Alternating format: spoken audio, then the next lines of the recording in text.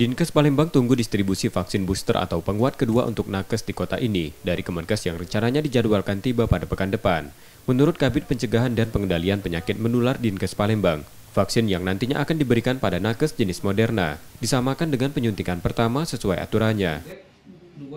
Sudah ada edaran dari Kementerian Kesehatan mendapat booster kedua. Nah, sampai sekarang kita Kota Palembang belum mendapat vaksin untuk booster.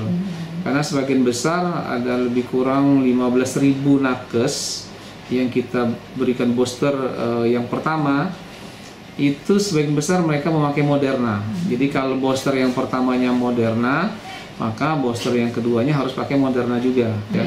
Tapi sampai sekarang belum ada vaksinnya. Mudah-mudahan kalau memang vaksin untuk nakes ini sudah tersedia, kita akan buat jadwal dan kita akan tentukan tempat untuk nakes ini di mana supaya mereka dapat booster yang kedua. Total sasaran nakes yang divaksin booster kedua sebanyak 14.493 orang. Namun tahap awal ini akan diberikan lebih dulu terhadap 11.700 orang yang merupakan pelayan utama kesehatan masyarakat karena merupakan kelompok rentan.